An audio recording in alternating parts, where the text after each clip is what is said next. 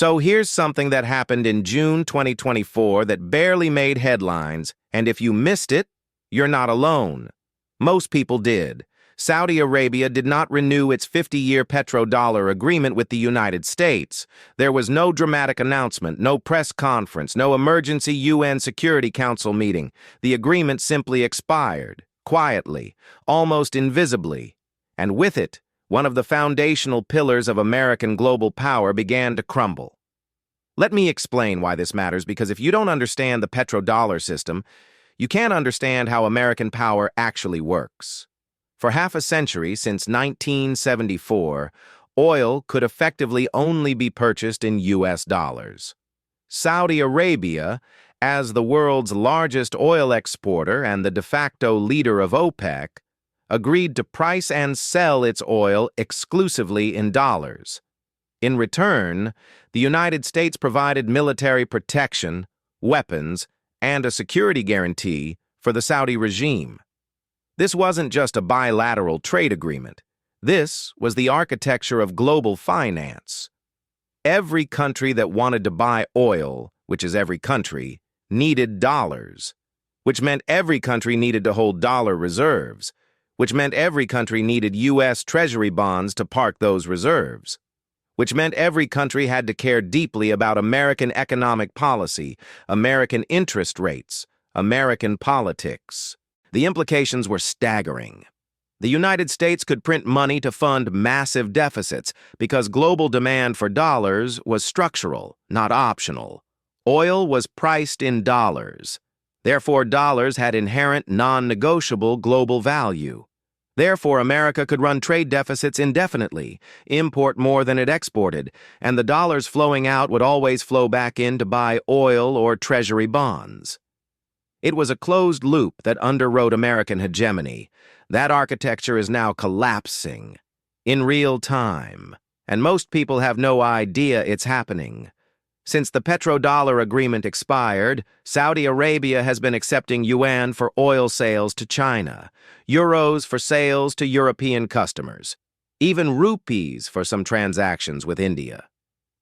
The UAE opened a yuan-denominated oil futures exchange in Abu Dhabi in November 2024, allowing countries to trade oil contracts without touching dollars. China and Brazil completed their first direct currency oil trade in March 2024, bypassing dollars entirely. Russia has been selling oil to India in rupees since 2022 and using those rupees to buy Indian goods, creating a bilateral trade system that excludes the dollar completely. And it's not just oil. The BRICS nations, that's Brazil, Russia, India, China, and South Africa, plus a growing list of partner countries, announced a new cross-border payment system at their October 2024 summit. It's designed specifically to circumvent SWIFT, the dollar-dominated international payment network that the U.S. has weaponized through sanctions.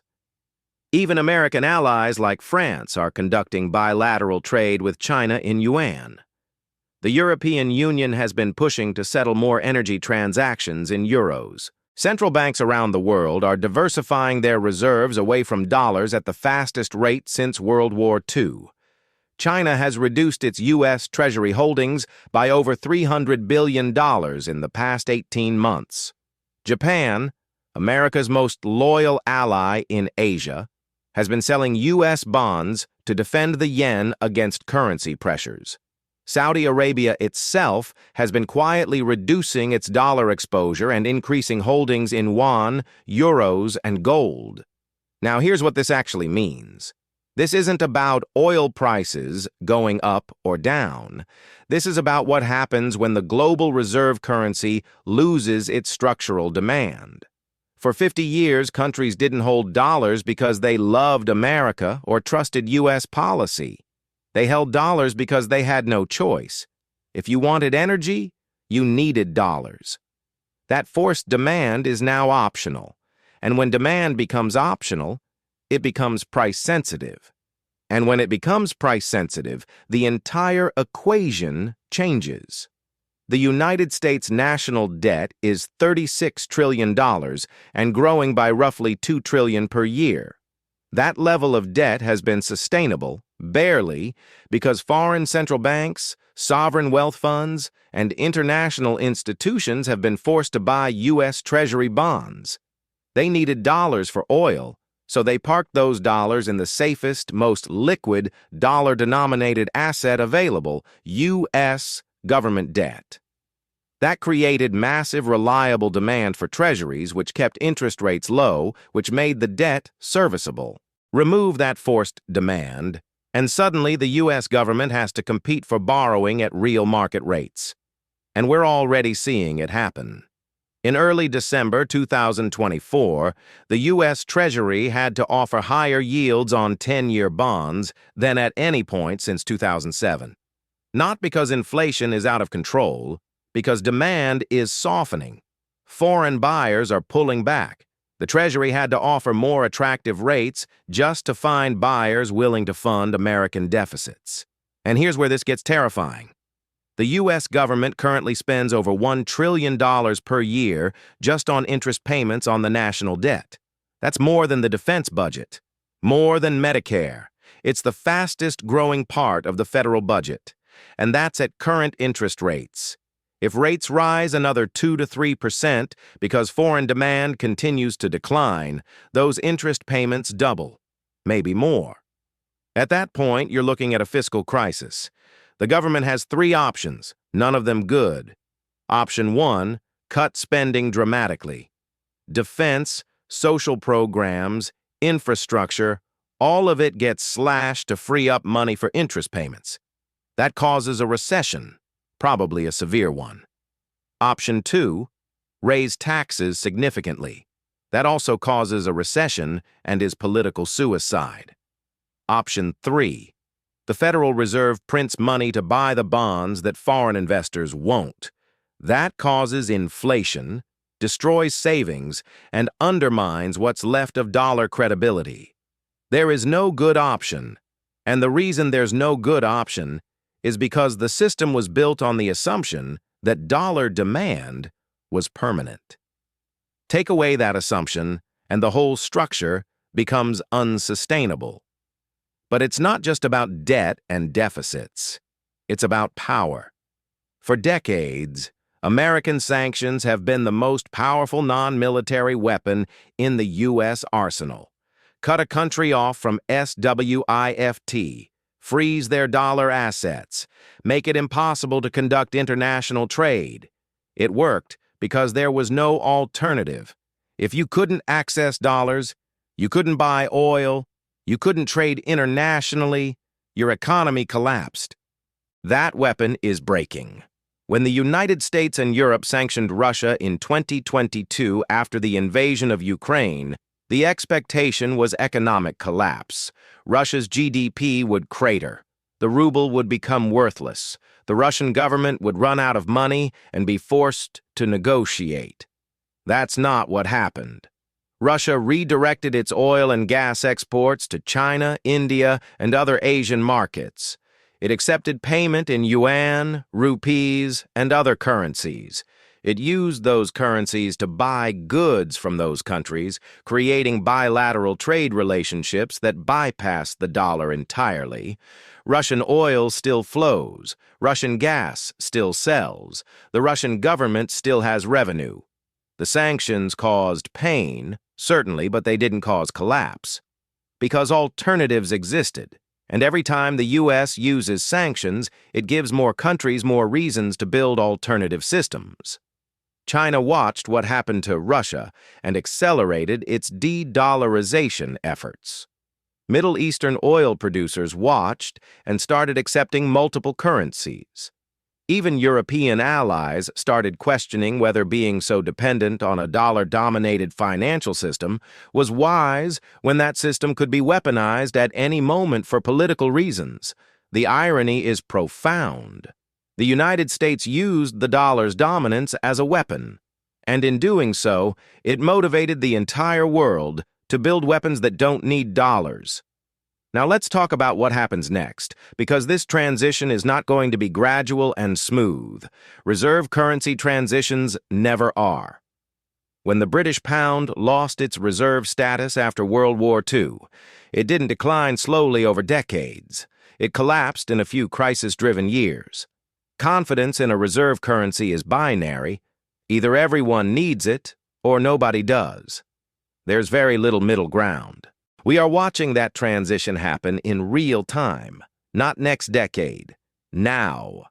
And the construction crews building the alternative financial architecture are not in Washington or New York. They're in Beijing, where China is expanding yuan-based trade agreements.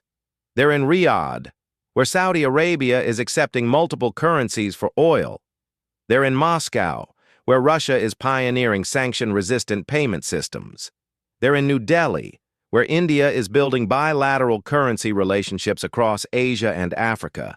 Every payment system they connect, every currency swap agreement they sign, every oil contract settled without dollars, it's another brick removed from the foundation of dollar dominance. And the structure is starting to tilt. Here's what most people don't understand. The United States built its post-World War II dominance on two pillars: military power and dollar dominance. The military is still unmatched.